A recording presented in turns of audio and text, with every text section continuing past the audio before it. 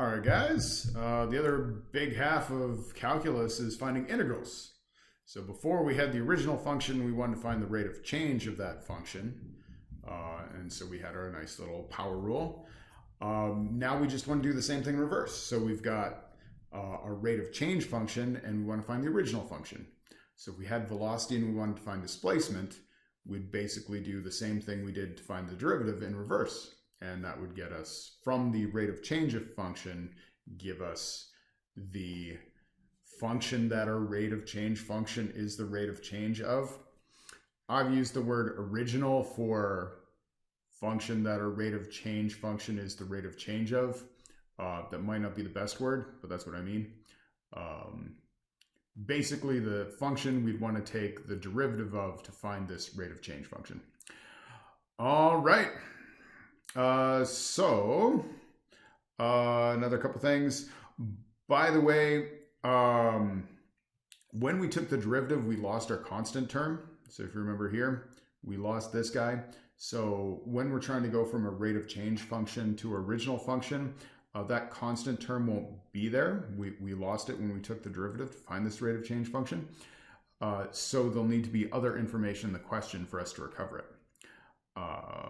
And a lot of times in AP Physics and in a lot of questions, it ends up being 0, but it's not always 0.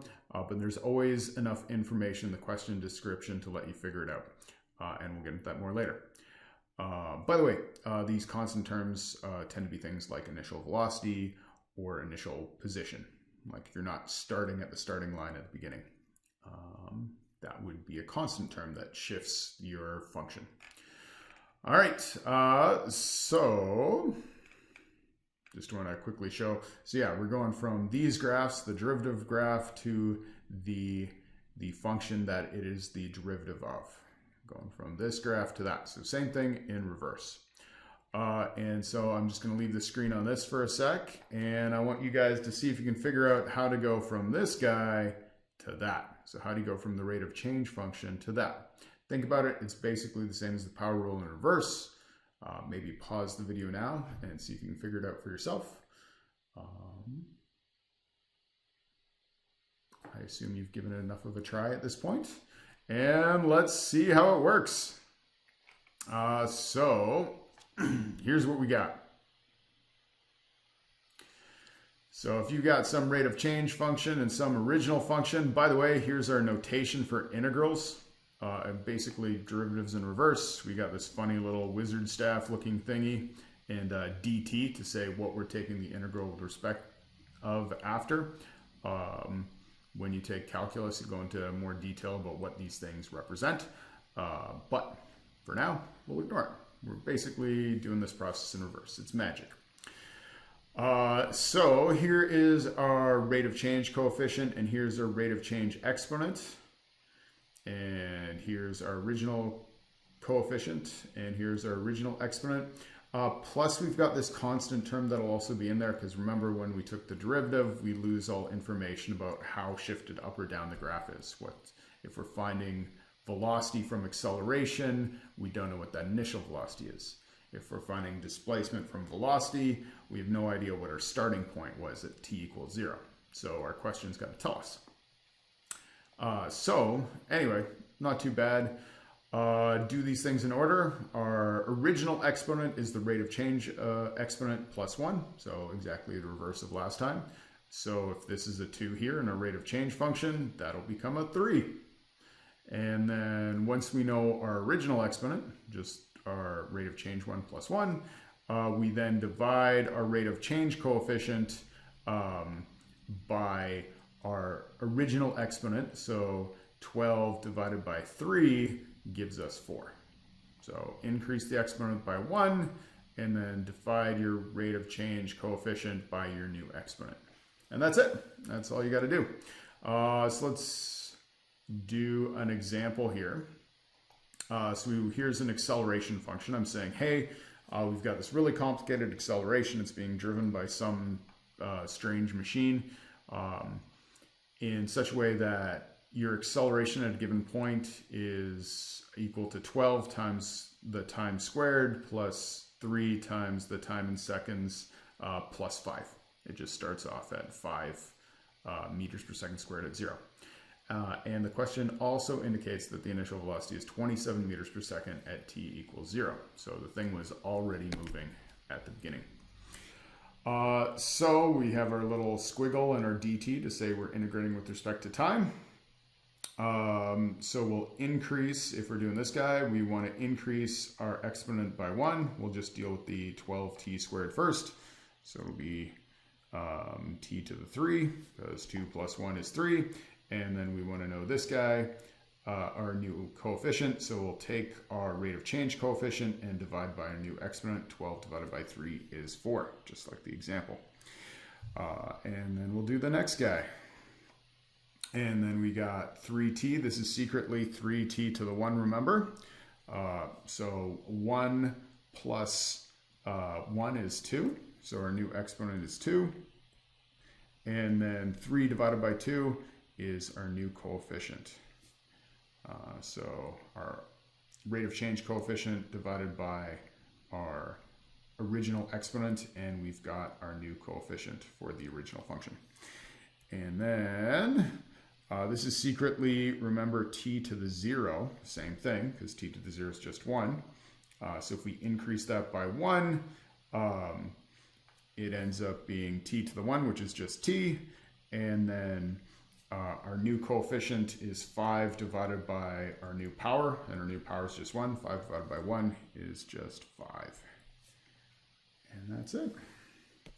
So that's how you do this sucker. But of course, there's also the constant, which would be our initial velocity in this case. Usually you write plus c for constant, but in this case, we know what we're talking about. Our constant that's shifting our graph up and down is our initial velocity, like how fast were we moving at time 0. And our question fortunately told us it was 27 meters per second. So plus 27. And that's how you do that guy. Just quickly, I want to show you how this comes up with a lot of the formulas we're used to. Let's say we're starting at acceleration a. And acceleration is the rate of change of velocity. So if we integrate our acceleration, I'm assuming acceleration is just a constant here, so we can come up with a lot of the equations you're used to. And so it's basically like a 5 or something. It's like 5t to the 0. Anyway, so you don't have to do any funny business with that because it's not a t. Anyway, so if we integrate our constant a with respect to t, it's going to equal, it's secretly at to the 0. So if we integrate at to the 0, our new exponent would become 1. And then our new coefficient would be a divided by 1. So it's at, plus we've got this constant here. And what would our constant be in this situation? It would be what our velocity function is at time equals 0. How shifted it is. And that's known as our initial velocity. So notice our final velocity is equal to initial velocity plus acceleration times time. It's pretty interesting. What if we keep going? Velocity is also the rate of change of displacement. So what if we took the integral of velocity with respect to time? Well, we just said that our formula for velocity is this constant term, vi, plus whatever acceleration is times time. So if we integrate that with respect to time, don't get messed up with the notation. That's just what it's saying. This is secretly times t to the 0, remember? T to the 0, so we increase our exponent by 1. So that's an exponent by 1, and our new coefficient is vi divided by our new exponent, which is vi divided by 1 is just vi. So we got vit. And then for this guy, this is secretly t to the 1, right? So we increase our exponent by 1, so now it goes to 2 to find the original function from the rate of change. And then our coefficient is a rate of change coefficient divided by our new exponent. So if we divide that by 2, we got 1/2 at squared. So hopefully this is looking pretty familiar. We're used to doing it like this, and this is the end of our equation.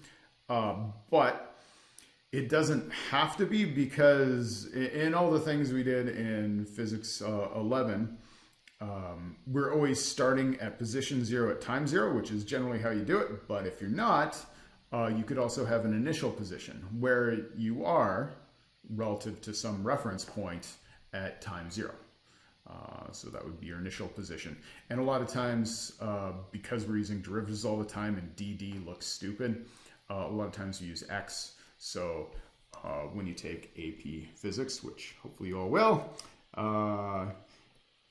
you've got x, which is just kind of like your final displacement. That equals your initial displacement plus VIT plus 1/2 AT squared. And it's exactly the same as D equals VIT plus 1/2 AT squared, except we might not be starting at position 0 at time equals 0. And that is integrals. Sorry for the slightly longer video. Hopefully this was enlightening.